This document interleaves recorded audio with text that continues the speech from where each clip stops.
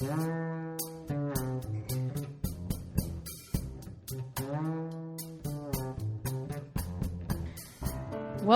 to the Ayaan Hirsi Ali Podcast, a home for critical thinking and common sense. My guest today is Hamed Abdel-Samad, an Egyptian political scientist and author of several books such as Farewell to Heaven, The Downfall of the Islamic World, and The Case Against Mohammed. His book, Islamic Fascism, was translated into 13 languages.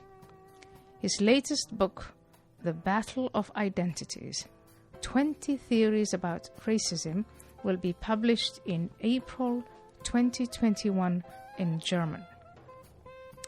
After a lecture in Cairo about Islamic fascism in June 2013, multiple death fatwas have been issued against him on Egyptian television. He lives ever since under permanent police protection. Hamed, welcome to my podcast. Thank you so much for coming on. Thank you for having me. Good to hear you. Hamed, I know that you're famous and you're very much well known in Germany, and you're probably famous with some segments of the populations in Egypt. But here in America, I'd like you to introduce yourself. I know who you are. I'm a great admirer of you and your work. But please tell me a little bit about yourself. Where were you born? Where did you grow up? How did you come to be who you are today? Well, it's very difficult to introduce myself, but I will try. I was born in Egypt in 1972. So I'm 49 years old now. I grew up in a village in the Nile Delta. My father was an imam. I grew up in a conservative Muslim Sunni family. I learned the Quran by heart until the age of 12. And I was supposed to be the next imam in my village, but I decided otherwise. So I was not so much interested in religion and scripts. I was interested in girls and foreign languages. So that's why I decided to go to Cairo on my own and study foreign languages. So I studied English and French. I later traveled to Japan and I studied Japanese too. So and I was trying to know more about the world outside the bubble that my father, my family, and my religion were trying to put me in.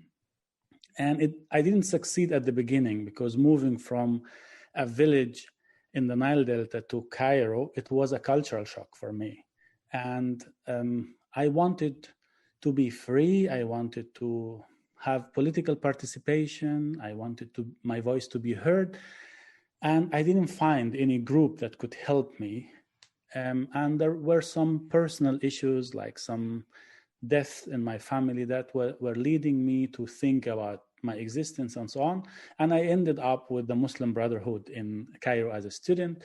I joined them for like a couple of years, and they were my last chance to have political participation in Egypt. But obviously, after a while, I figured out they are also trying to build another dictatorship. They are not going to free Egypt from the dictator.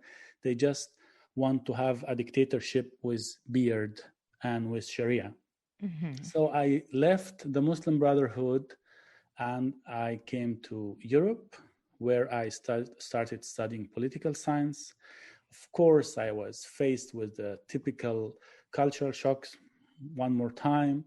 So I was sometimes religious, sometimes, so it was always on and off. And then after I came back from Japan, I decided to be a German citizen.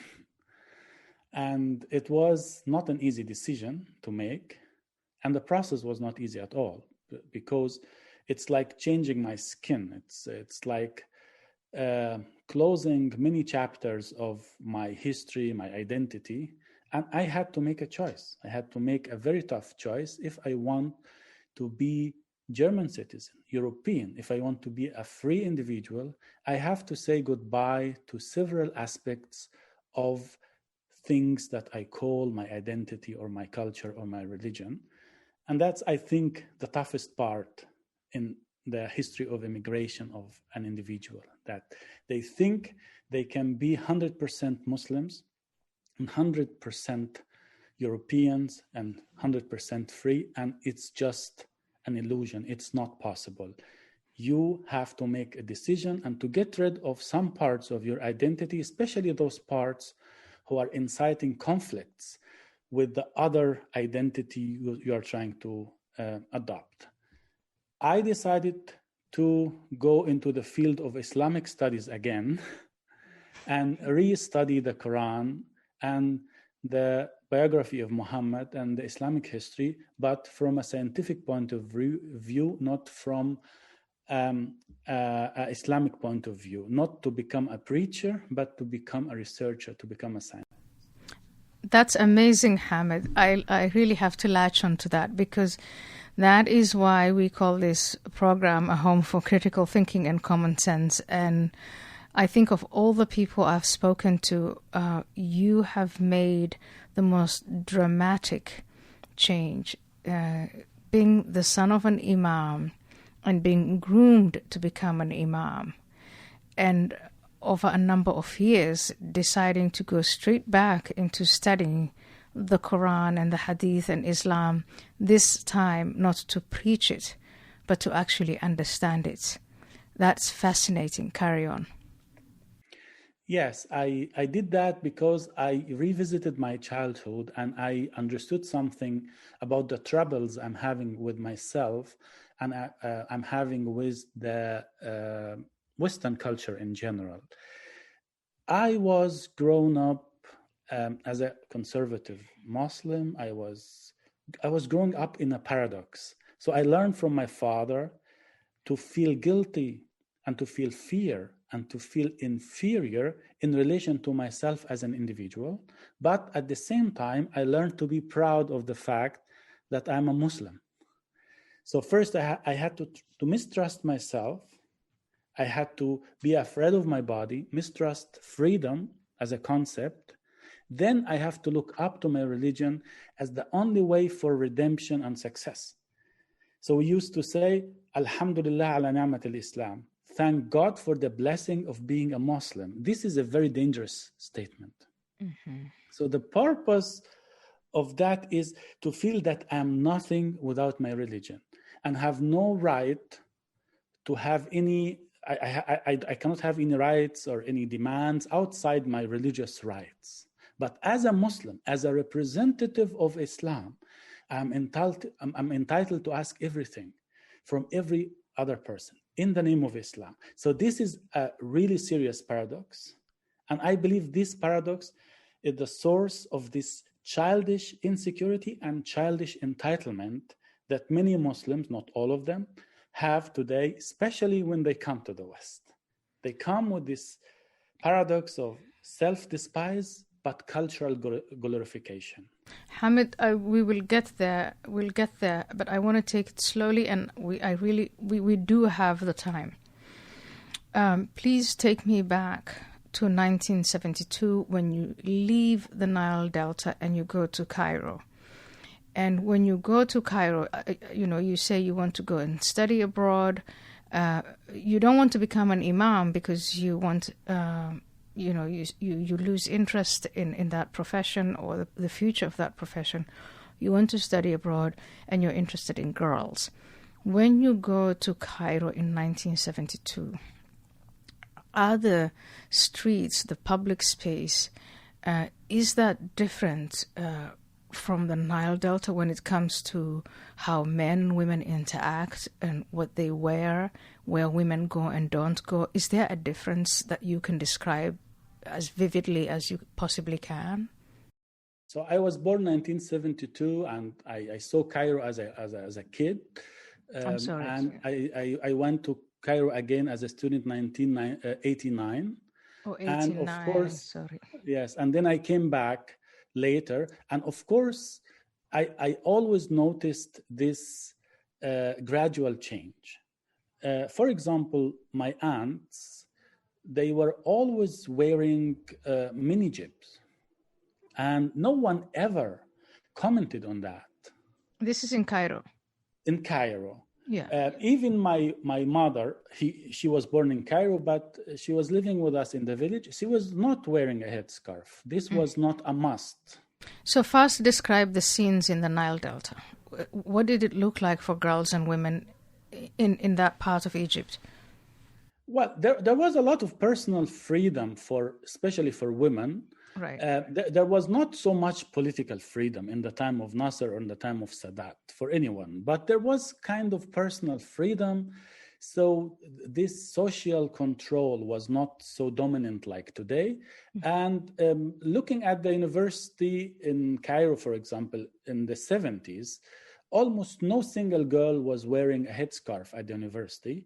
And today, almost no single girl is not wearing the headscarf or the hijab at the university. So this is the result of a very slow process of Islamization of the society. And of course, the headscarf was playing a crucial role in this transformation. Of course, it's a long story that Egypt was in an identity crisis after the end of the caliphate, 1924. After that, socialism came with Nasser and Arab nationalism, but the experiment ended after the war with Israel and after we lost this war. And then the Egyptians wanted to get back to their genuine and authentic culture, which is, according to them, Islam, although the genuine and authentic Egyptian culture is much, much older than Islam. It's the Pharaoh time, where women had women were allowed to be not only judges, but also minister of justice, or they were allowed to be queens in old Egypt. But under Islam, women were not even allowed to be judges. They were not even allowed to witness, to be witnessed in the court, because that people were skeptical about women in Islamic culture, that because they have the period, they forget, and they are not trustable, and so on. They could be biased. So all of these things, there were many changes, and the Islamists started with the headscarf campaign. But Hamed, I'm going to stop you for a little bit, because I need some kind of a timeline, and I really appreciate the fact that it's you, a man, who's telling the story, and for my audience, I just need them to have a picture of how things. So first, you, Hamed, you're a kid, you're born in the Nile Delta, you're growing up inside. Like, what is the relationship between your father and your mother? Do you have siblings that who are girls? In that dynamic, I'm trying to make this contrast between what is it as a girl that is assumed that you can and can't do, as a boy what you can and can't do. So first, I'd like you just to describe, not on a philosophical level, don't even say anything about Islam, but just the reality of everyday life in that Nile Delta area, and then contrast it with the difference in Cairo when you go there. Yes. Yeah. First of all, I had 4 siblings, like 2 brothers and 2 sisters. And just like in every Egyptian village, girls had to go to this awful process of circumcision, or actually it's like genital mutilation. And this was a very painful process for my sister and for myself, because it happened at the same day. And it's everybody. It's not just your family. Everybody. Anyone who tells you something else, until now, maybe it's kind of 90%. But during that time, it was everybody. Everybody. So it was very painful. And there was something I remember very good. Like me and my sister in this night after this horrible process, I was younger than her, and she was laying beside me, and there was like kind of a pot between our legs so that we don't hurt ourselves, so that the legs don't come together. Right. And I was crying, and my sister was trying to calm me and say, tomorrow you will feel nothing. And she was not crying herself, as if she was not even allowed to cry. So this, when I go back to this day, I see how much suffering is inherent to Yes. how a woman is preparing herself even when she was a child, how much suffering she has to endure in this society. This was the beginning. The society was sending a message: there is a lot of pain to come to you. And I figured out her pain was much, much bigger than mine, but she was trying to comfort me, to calm me, and to make me stop crying. So this day is still very livid. I get emotional when I remember it every time, because I understood the message the society was sending to women through this act. The message is, your body is a public property. Your body doesn't belong to you. And which year was that? Which year would you say, about approximately which year? Which year? This was 76. 76, yeah. So in the year 76, in the village where you were growing up, at that point, there's no mention of radical Islam. Things are still relaxed, but girls' genitals are being cut, boys' genitals are being cut. I can relate to that, because my sister, my brother, and we were cut on exactly the same day. And it was, what I want to describe to you is that it was routine. There was it didn't seem like something different was happening. It was to be expected, and that's what happened to everyone. And you are saying in your village it was just like that. It happened to everyone, So you also had another sister. Yes. And she too had to undergo female genital mutilation. Yes, my sisters and their daughters.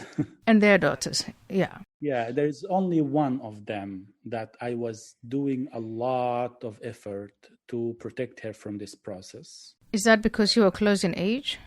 Because I grew up and I had some influence in the family after that. Yeah. And the daughter of my sister, I tried to remind my sister of that day, and she was blocking. Blocking. And she was even telling me, do you want her to go in the street and hug every man in the street? Mm-hmm. I told her, remember the pain you yourself went through. Why are you doing it? Yeah. So this is the future.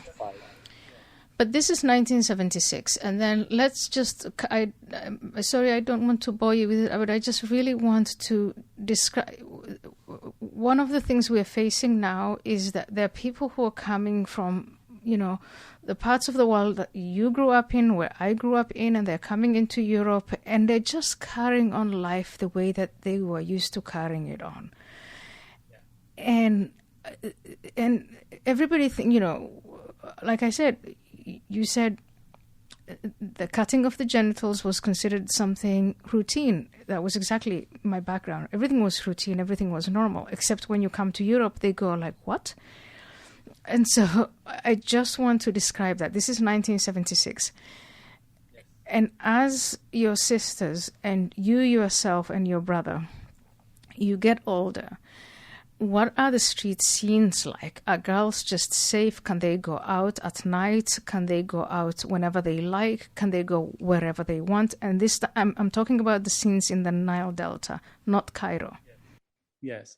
Well, the Nile Delta has always been conservative, but it was not so much Islamically influenced until the 70s and the 80s.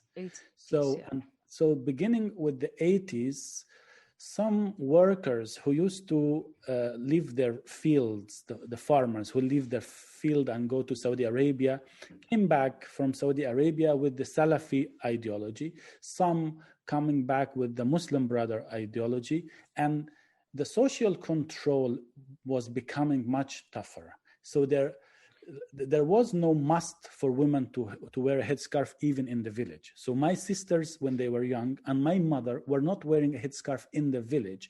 But with this ideology coming, Almost you have to wear a every headscarf. woman and every girl, every little girl now is wearing a headscarf, and the space where a young man and a young woman could meet was almost impossible, because the social control was becoming stronger by the nature of living in a village, but also now with this Islamistic ideology which is coming, and the space was always narrow for love, for affection, for anything. And I have experienced that. I never had the chance to have a love story as a teenager in the village, because it's impossible, because at the age of 13 the girl is gonna be so when I was at school and I liked a girl, we were just kids, and all of a sudden she was becoming just like little breasts. So she was engaged by the teacher, our teacher. The teacher was like 27 and she was 13.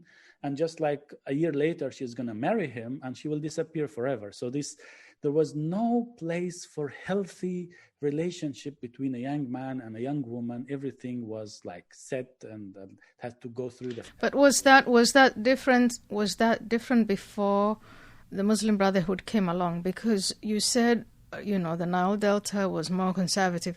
When you use the word conservative, can you please elaborate? Did it mean that before the Islamists came, you could actually have boyfriends and girlfriends? And no, this was never the case. Only marriage. The only marriages, but at least there were some spaces where you could sit with a girl on the Nile and no one will freak out. But now... But beginning from the end of the 70s, it was becoming, to my bad luck, the time I started to become a teenager, it became impossible. Because there's so many eyes, so much social control, and so much fear, so much guilt, as I told you before, like I felt guilty towards my religion, towards my father, towards my God, towards the society.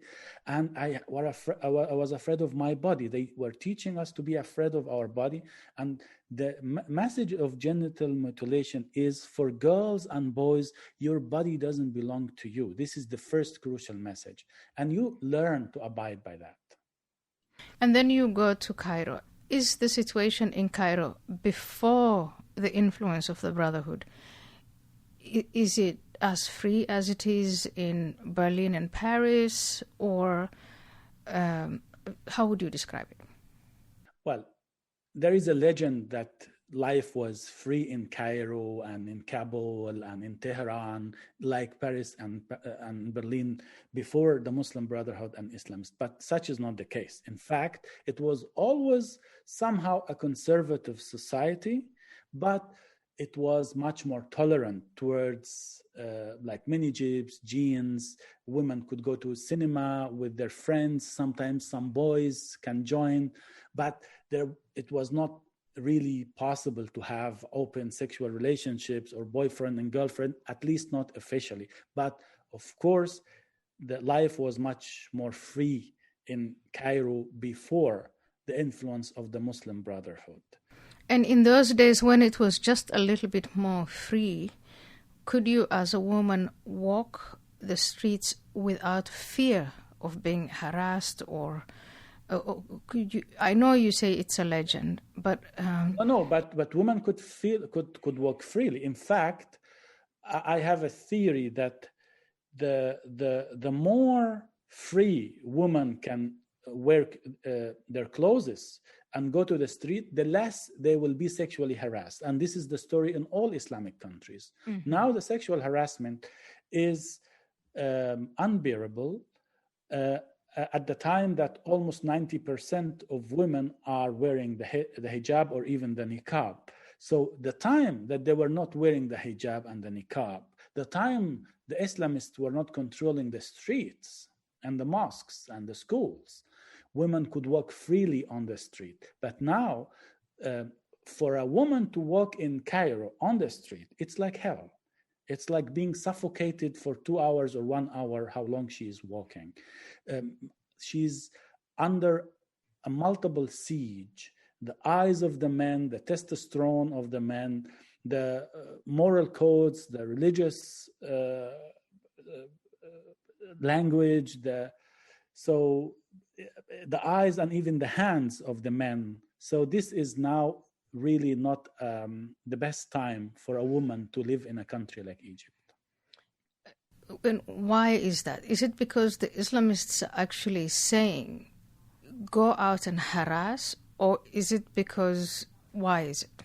No, I wouldn't say that. In fact, like the Islamic teaching is saying, don't even look at a woman.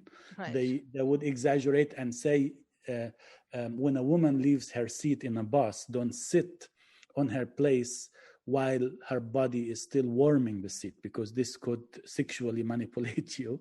But Right. here begins also the role of Islam in sexual harassment. Islam doesn't say go and harass, but Islam is sending a message to a woman: if you will not wear Islamic clothing, then you are not welcome in the public space.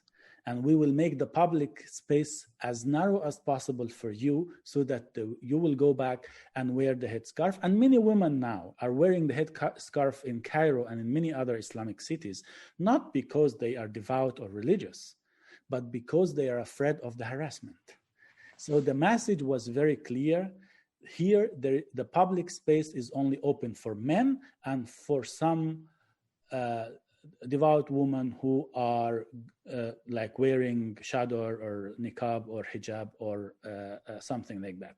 The other side of it is, of course, whatever is forbidden is desired.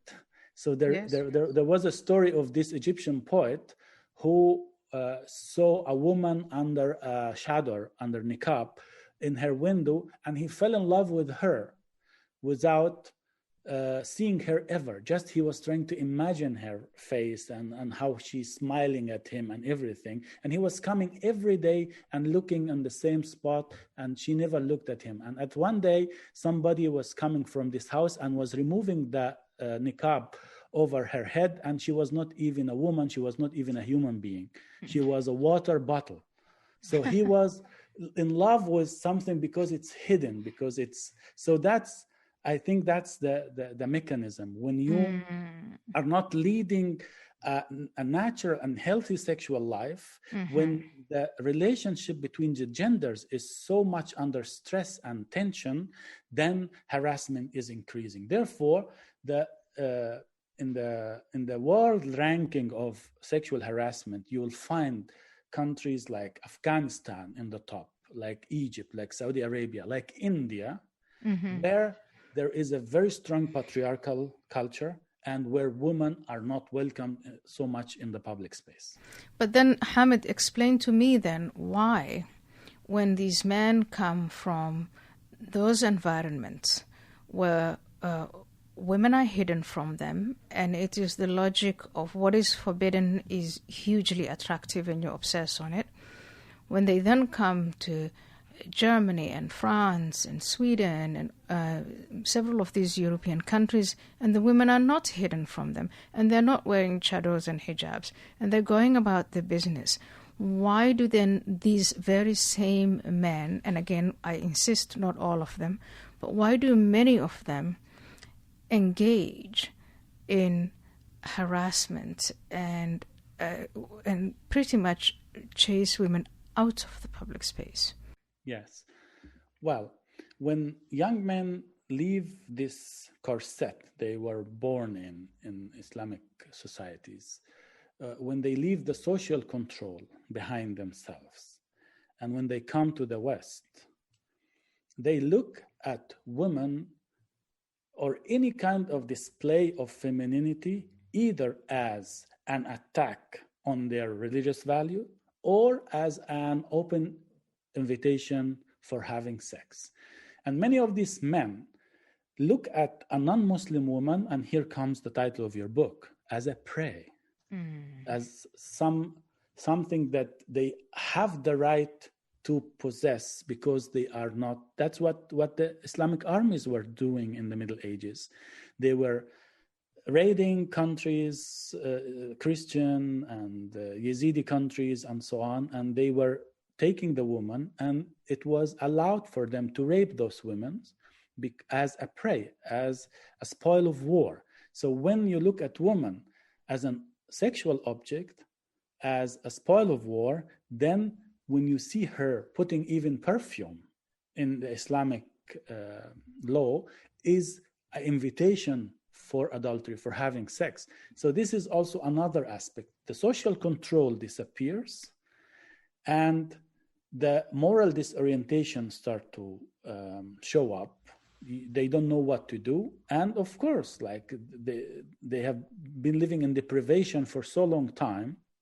They want to now compensate themselves, and they consider not what they are doing was wrong, but what the women were doing is wrong, that they will go to a party in midnight, that they will put perfume, that they will wear sexy clothes.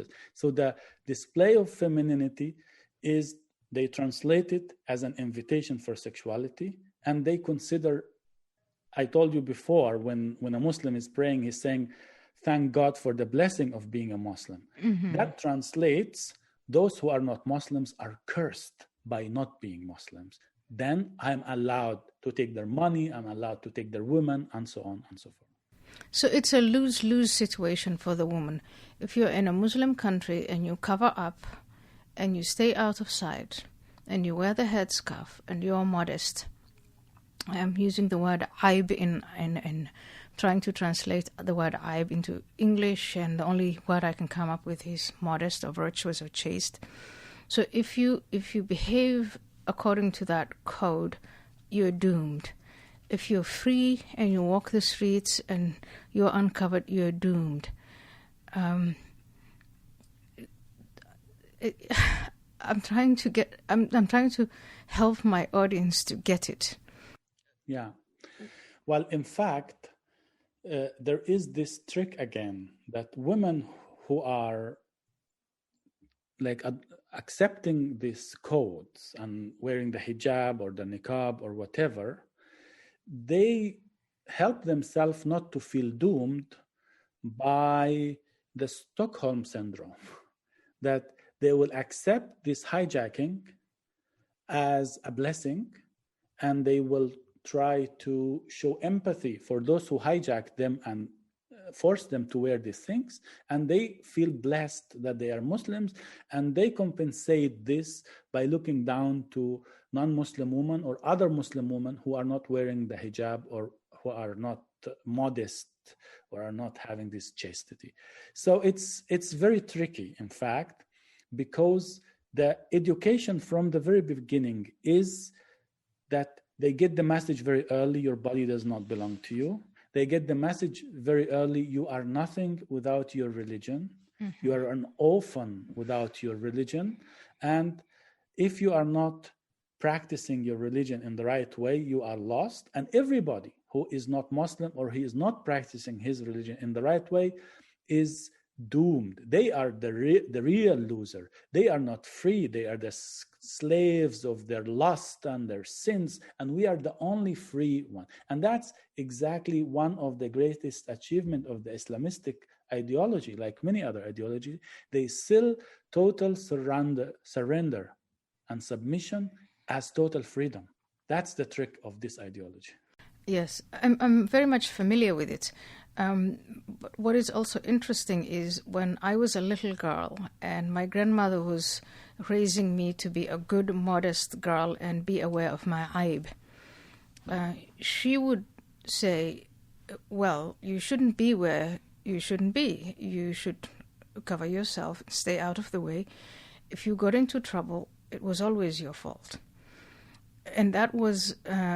Now, my grandmother could not read, she couldn't write, so you couldn't, at that time we didn't have Islam and any kind of Islamist influence. We got it later in the mid-1980s. But this was before, I would say this is clan, tribe, in combination with a superficial understanding of Islam. You described to me the emotions that you felt as a young man. And in the world where you and I come from, men and women don't have conversations about their emotions.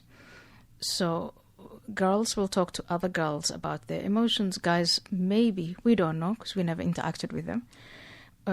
maybe talked or didn't talk, we have no idea.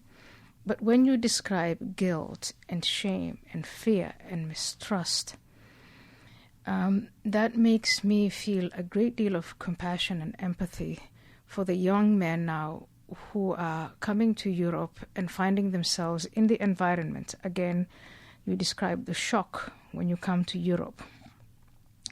You're being asked to change your skin.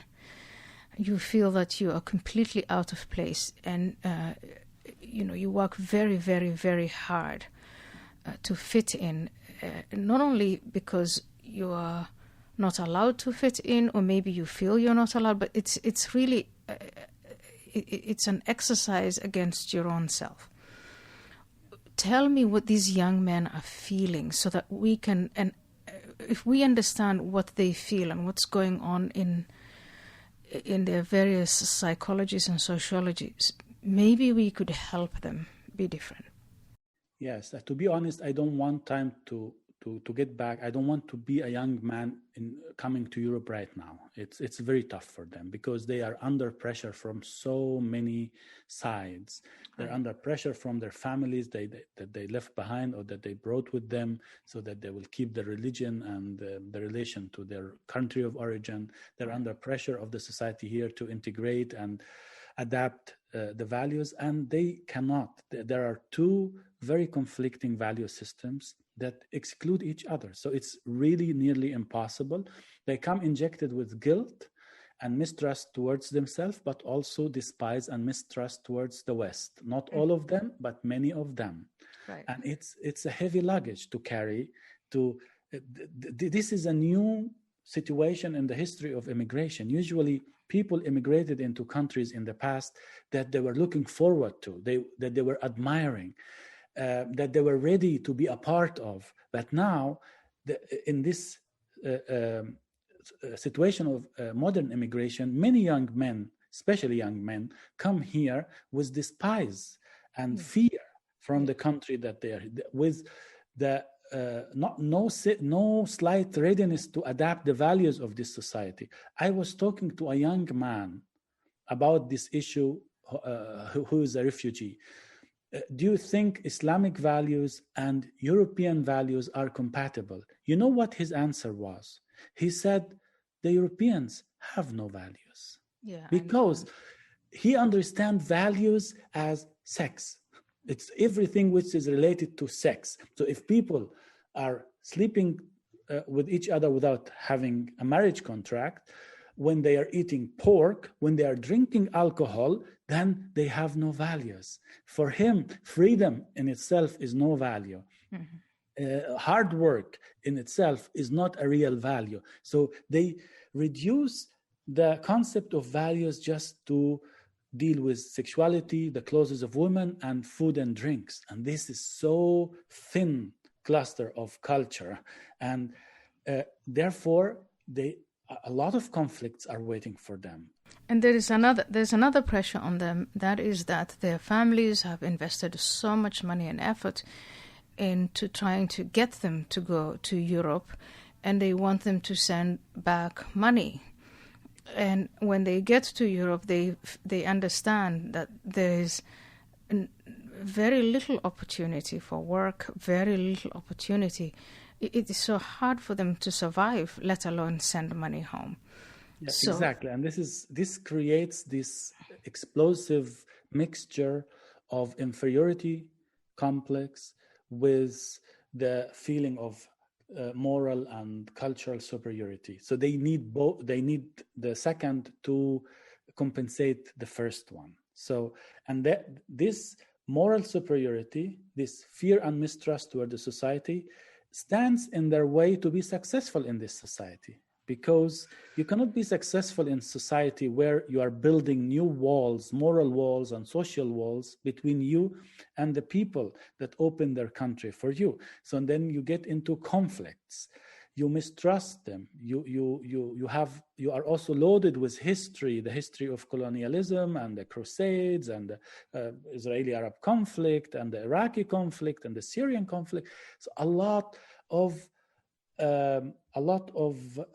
potential for anger and for self-hatred frustration and yeah, self-hatred. and So hatred this, of others. So, Hamid, I will say to you, first of all, a lot of these young men are actually really young. They find themselves in what psychologists call the impressionable age still. So I find if we were to convene the world's best psychologists and they were to look at, to appraise these kids psychologically and come up with a plan, and we could actually, when I say we, I mean the societies that they come into, could actually put together programs in which we could help them with therapy, language classes, helping them with their self-esteem, integrating them, all of that. But what I think such an endeavor is possible. But one of the obstacles in the way of that is this thing called multiculturalism, identity politics, that these people who are saying, let's not even try it because we don't even want to acknowledge everything you and I have just been talking about. Let them keep their culture. Let them keep their identity. So basically what they're saying is, let them stew in their guilt and their fear and their shame and their mistrust and their frustrations and their self-hatred and hatred of us. They don't know that they're saying that. But in reality, if you don't do anything, that's the conclusion. And I want us to talk about that obstacle. How do we get through to those people? yes. Well, first of all, you're right. I think the liberal left is making a great mistake. First, either by letting those people as they are and by cutifying their culture and their religion and their traditions, or even they are portraying them as victims of the West and the colonialism and so on. So you are never helping someone like that by telling him you are perfect like this, or you are a victim of the West. He is already having a lot of mistrust towards the West. And they, in this vulnerable situation they are in, victimhood can be very attractive as a power position, as a privilege, because in the name of victimhood, they can post their demands. They can gain back this childish entitlement. A child doesn't have to do anything. He asks and asks and asks, and he doesn't want others to ask him to do anything. And it's time to help those young men and women grow up and take responsibility and take the initiative. I think the best thing we can offer those young men is freedom, to make freedom more attractive for them than the walls of their cultural prisons. If we can do that, then it's a great step, because nothing can grow and flourish in the continent of Europe or in the West without freedom. And it's the first basics of freedom is, one, I can decide what religion I have and I can leave this religion if I want. 2, my body belongs to me. 3, I can love anybody and marry anybody regardless of their culture or religious background. If these 3 things are excluded from the beginning, then they will never be free. They will never get rid of their inner conflict or the conflicts that they have with the Western society. Therefore, when I talk to young men like this, I tell them my story. I try to inspire them how I got rid of the bars, of the prisons, of my culture and of my religion. Not everything we inherited is cute and beautiful. It's worthy because we have memories with it, because we feel guilty towards our families, because we want to make up and we want to our families to be proud of us. But at the end of the day, it's a genetic and geographical coincidence that I was born in Egypt as a Muslim If I was born in India, I would be something else. If I was born in Japan, I would be something else. So I'm telling you, these young people, first of all, I teach them to see the walls of their prisons that they were considering the palace of their identity. This is a great achievement if we can do that. And second, to make freedom more attractive to them than the speeches of Islamists and religious leaders and the walls of their prisons, and to meet them with empathy, not with mistrust, not with hatred, not with racism, and to help them retain their self-confidence as individuals, to discover their individuality, to listen to their real voices, not the voice of the imam and the father and the teacher and so on, and not the voice of the racist man who doesn't want to have them in Europe. All of these are more powerful. These voices are more powerful than his own voice, because he never trained to get access to this voice. And that's what I'm trying to do with my podcasts, with my videos, with my books. My books are also translated into Arabic and Persian and Bengali and Kurdish. And young people start to understand, start to discuss. So it's not easy, but then we have to get rid of the racism of the lowered expectation. Right. The positive racism that says, let them. No, I am a universalist. I believe in the universality of human rights. Everybody has the same rights, but I expect from everybody the same duties. I don't give privileges according to somebody's religion or somebody's sex or anything. No, we are all equal. We should be all judged by the same criteria. Otherwise, we are racist. But today, to say this, they will call you racist. Right. If you don't purify. Yeah, these people are actually in the way of achieving that hard work of integrating these young men and stopping that anger and frustration from destroying not only themselves, but other people, like women. You said something about we need to help them grow up. And you said a lot about freedom. And I think one of the aspects of freedom that the West has achieved and Islamic societies are struggling with is this transition from childhood to adulthood, where in the West you're expected, and I know right now things are different, but for people our age, I'm 51 years old, it is in the West, there was this insistence that when you transition, you are going to assume responsibility and be held accountable as an individual.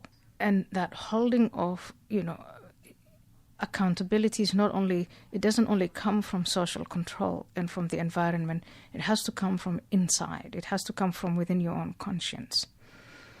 And if you want to become successful in the West, you have to make that transition. And it's a very hard transition. It's a very painful transition if you have to do it when you're already grown up.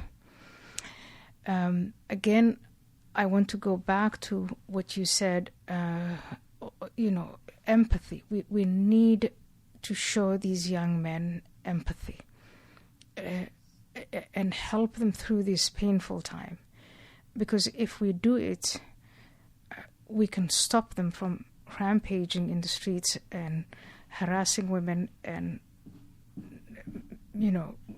raping women and hurting women and making fools of themselves and ending up in prison and ending up as failures and causing so much violence and disruption. But we can also help them, which I really think is it's what a civilized human society does, is you don't take any pleasure in the suffering of other human beings. And so there's these two big things that need to happen, one of which is to help these young men, and the only way to help it is by exposing the cultural, religious, and other characteristics that make them the way they are, so that they can come out of it as successful individuals. The other one is to stand up to this racism of low expectations, the identity politics, the cancel culture, multiculturalism, moral relativism. And I think that second challenge is going to be, for you and me, much harder. What do you think? It is much harder. It's very interesting because my work is becoming now very popular in the Arab world. So I was invited in the Lebanese TV. I was invited to have lectures in Tunisia and in Morocco, and I did. And the Moroccan newspaper were writing about me that I'm a figure of enlightenment in the Arab world. The Lebanese moderator was saying, I hope that there will be 1,000 Hamed Abdel-Samad in the Arab world, then it will change. But when I go back to Europe, in Germany, the liberal left is calling me Islamophobic. Yeah, and right. A lot of also privileged, educated young Muslims are going to that. They don't accept any slight criticism of Islam. In the Islamic world, people started to accept the criticism of Islam because they live close to the misery. They know what religion has done in the Islamic world. But in the West, they live in peace, they live in freedom, they live in welfare, and they can afford to cutify and glorify their culture without suffering because of this culture. On the contrary, with the liberal left, they have opportunities of having a good career as an anti-racism activist who is at the same time Muslim or people of color. But I have much more interesting conversations with Arab intellectuals about these issues. They're open for that. They accept that. And when I come back to Europe, I have to face these death threats and at the same time also the accusations of the liberal left that I am an Uncle Tom Muslim. And this is, in fact, a very racist expression, to call me like house slave or Uncle Tom Muslim, because the concept behind this accusation is I expect every Muslim of Muslim background to defend Islam. If he is not doing that, he is just trying to speak like his white master. This is very racist. That's the real racism. Right. They don't see me as an individual who can make other choices, who can get rid of this culture heritage or parts of this culture heritage. And when I talk to young Muslims, and there are many of them still in Europe who could listen to me, I try to show them the walls of the prisons that they have been injected in their childhood with guilt and uncertainty.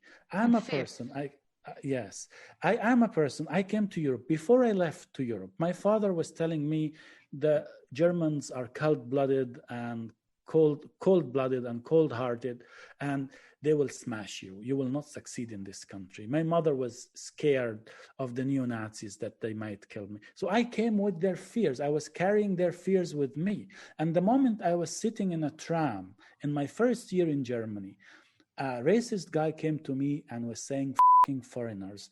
I felt that I disappeared. I felt so scared, although I was much stronger than him. He was, in fact, a miserable human being, but I believed the narrative of my parents that I'm good for nothing without Islam, that I cannot survive in a non-Muslim society. So this is exactly how it's a very delicate work, how to show the presence of their culture without making them hating their culture or turning against it. And at the same time, showing them that those who are petting them, those who are trying to cutify their culture are not helping them at all. They look down to them. They think they are not as responsible as white men. They are not ready yet to take the burden of freedom or to act responsibly. But I believe in that every human being have the potential to be a free human being and to be a responsible human being. And it's a shame for every ideology that keep the potential of human being on the level of childhood. It's our task as intellectuals, as writers, to raise this consciousness of those people to the level of grown-ups and responsible grown-ups. And then encounters can be symmetric. And the problem with racism and disintegration is the asymmetry, that people never meet on even ground, the same ground. There is always somebody who is up and somebody who is down. There is always somebody who is the advocate of somebody, not that everybody is speaking for themselves. And it has been encounters that changed my life. I might tell you just like a short anecdote of my past, 2 short anecdotes that changed my views. When I was student in Cairo, I was working in a tourist company at the airport, and I was still in my last months with the Muslim Brotherhood. So it was a strange mixture.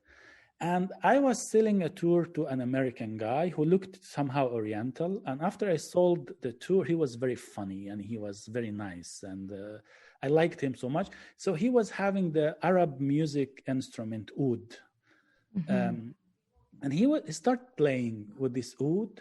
The melody, I knew it was a song of Kulthum, an Egyptian singer, but the language I couldn't understand. And after he finished, I asked him, what language was that? And he said, this is Hebrew. I was so surprised, but also shocked. I have never seen a Jew in my life before. And a nice Jew, this was not allowed to happen. A nice Jew who loves Egypt, who sings Egyptian songs, this is a catastrophe for me. I left my office and I asked my colleague who was Christian to finish this tour, and I couldn't stand it. And I was so sad at myself, and I was so angry with myself that I somehow it didn't feel right. There was some problem. And some years later, 2003, in fact, I was sitting with an Egyptian friend in like the background why I was hating Jews is clear. Like my father was fighting in this war against Israel. He lost his best friend there. He became a very angry man after that. And we all suffered from that. Because I love my father, I didn't want to make him responsible for this violence. I made the Jews responsible. They transformed him. Right. So, and then I came to Germany and I was studying and I was meeting a friend in Paris, and we were sitting, he was an Egyptian friend, and we were laughing in the Café de Flore in Paris. And we were laughing and we were speaking Egyptian, and all of a sudden a very old man looked at us and came closer and said, "Are you Egyptians?" And we said, "Yes." He said, "I'm also Egyptian." Aww. And he was sitting there and he started telling his story. And this man changed a lot in the way I was thinking about Jews. He was talking about Alexandria, how beautiful Alexandria is. His Egyptian dialect was very old, like the movies, black and white movies from the 40s, like a language that we don't talk today. But he conserved it, and he was delaying the news that he knew it might shock us. And then he said, "I am Egyptian Jew." And this should have been a very strong shock for me, but in fact it wasn't, because I told him, "Keep talking. You are introducing an Egypt to me that I never seen. Mm-hmm. I was never allowed to see this Egypt." So he kept talking, and he said that about his friends in Alexandria, that they were Muslims and everything was fine, and they had a nice house, but then when Nasser came to power and the conflict with Israel was escalating, they dismissed us, and we had to leave everything, even our houses. We didn't have a chance to say goodbye to our friends, and they have to leave Egypt. And in this moment, that's what encounters are changing. That's how empathy can take place, to read the story from the other's point of view, to feel what they felt. We were angry as Arabs, as Muslims, that the Israelis were taking the houses of the Palestinians and they dismissed them. But who was actually angry that we dismissed or sent the Egyptian Jews to exile, the Iraqi Jews, the Iranian Jews, the Syrian Jews, the Lebanese Jews? They were a very important part of our culture. They enriched this culture. They loved this culture. They did a lot in the business of newspapers, book printing, theater, cinema, everything. Why are we angry about something, but we are not angry about something? And since this day, I got interested in the history of the Jews in the Arab world, and I was making research about that. And I, in fact, became an expert on this topic. And so this is how you change, by allowing symmetric encounters to take place, not by trying to protect a minority as if they are very special species that could extinct every time or any time. No, we are human beings. Let's talk freely. Let's have freedom of religion. I support the freedom of religion. Every Muslim or Jew or Christian should worship his or her God in the way they like. But freedom is one entity and cannot be divided. So if you are allowed to practice your religion, then I'm allowed to criticize your religion. Then I'm allowed to leave your religion. So this is a package. If a girl is allowed to wear a headscarf, the same system should allow her sister to wear bikini and go and swim, if she chooses so.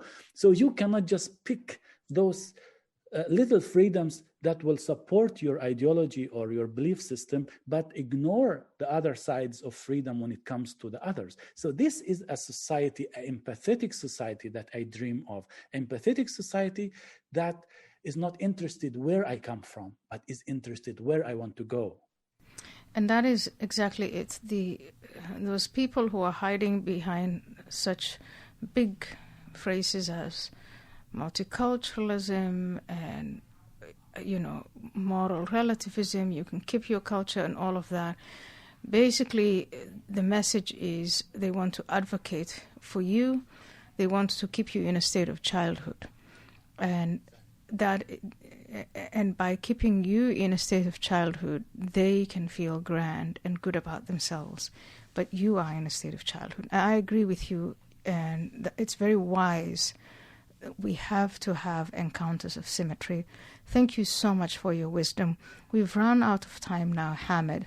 But what I'd like to do is have another podcast where you only tell me anecdotes. And I'll tell you my anecdotes. And we'll have a lot of fun. And we are going to prove that regardless of our backgrounds, we're actually also capable of laughing. It's been a great journey for me ever since I threw off this, what you described as what was injected into us, which was the fear of the other, the fear of the other sex, the fear of those you don't know, the fear of the other clan tribe. Once I took that off, I developed relationships with other Muslims or former Muslims or reforming Muslims, Muslims on the fence, you name it. And I enjoy those conversations so much because I recognize so much of me and my family and my background in that. And what always ends up, just like we did today, is we just talk too much. We have so much to say. And there's so much to laugh about. I mean, it's not just grim and grey. There's also a great deal of lived experience. And when you have that, there's a great deal of laughter. But because we're going to be kicked out of the studio now, but I'd like to do this again with the anecdotes and maybe just a whole bunch of us. And let's have a laugh next time. With great pleasure. Thank you so much for all the work you do. Thank you so much for all the minds that you've changed. Thank you so much for all the empathy that you've shown to the young men in Egypt and Morocco and the Arab and other Islamic countries. And I think we have our work cut out for us when it comes to integrating these young men. Thank you again, Hamed, for your time. Thank you. It's been great pleasure, and we will repeat that, sure. Thank you for tuning into the Ayaan Hirsi Ali Podcast. I hope you enjoyed this conversation with Hamed Abdel-Samad. To support this podcast, visit ayaanhirsiali.com. Thank you, and until next time.